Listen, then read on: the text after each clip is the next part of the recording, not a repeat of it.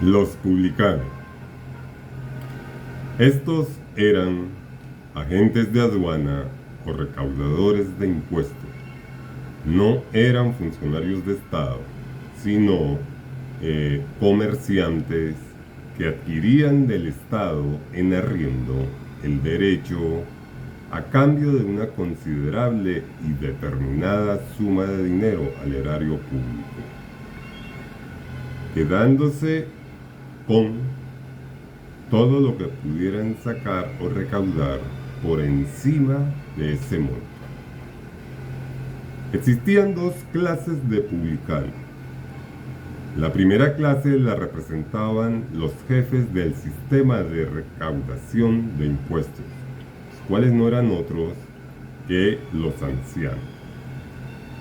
Eran gente muy rica, generalmente los jefes de las familias de la más alta alcurnia, de la más alta sociedad en Jerusalén. Algunos de ellos miembros del Sanedrín. El judío pagaba a los romanos impuestos directos e impuestos indirectos. Los ingresos superiores al canon de arriendo impuesto se los quedaba el arrendatario, el publicano, como ganancia personal, llevando esto, por supuesto, a la explotación y la estafa. La otra clase de publicano la constituían los cobradores locales, a quienes se les llamaba, como ya dije, también publicanos. Generalmente eran gente pobre o esclavos, empleados o subcontratados por alguna agencia de recaudación de algún gran arrendatario. La antigua Palestina instaurará un sistema de recaudación de impuestos opresivo. Había que pagar derechos de aduana o de peaje a la entrada de los pueblos, en los puentes, los vados e incluso en los cruces de camino, etcétera, etcétera.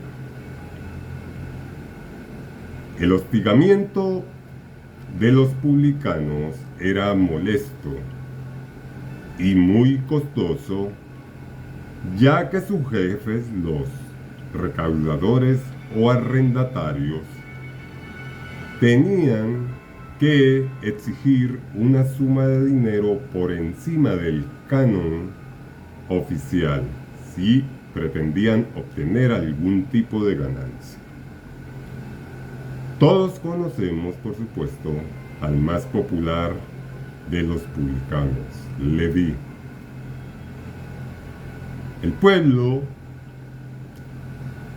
judío no conocía realmente la ley romana de impuestos y tampoco se atrevían a reclamar.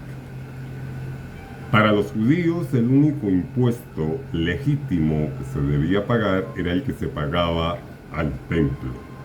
De allí que a los ojos de los sacerdotes y de los fariseos, la profesión del publicano era contaminante o impura, por ejemplo, para los senadores del pueblo.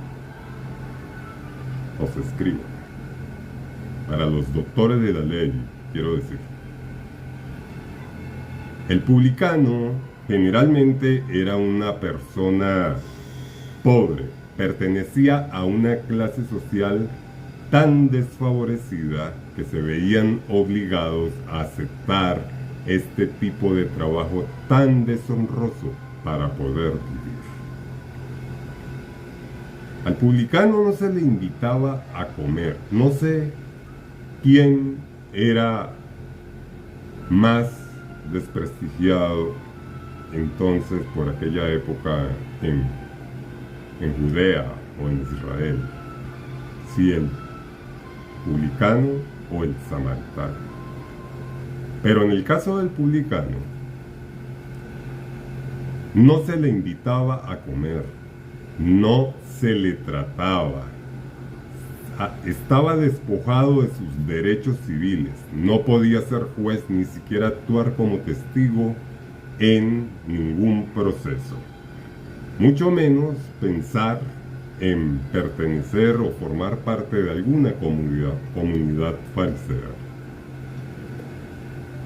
Eran tomados como pecadores, marginados, mal pagados y frecuentemente, muy frecuentemente, maltratados.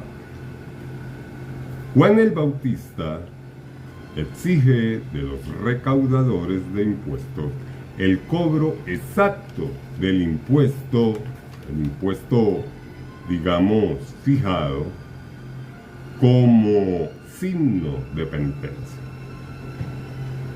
Es por ello que los judíos piadosos, para los judíos piadosos, digamos, resulta escandaloso que Jesús y sus seguidores se sentaran a comer con los publicanos en la misma mesa, claro está. Los fariseos y los letrados de su partido, es decir, fariseos que eran escribas, protestaban contra Jesús y sus discípulos, diciéndoles: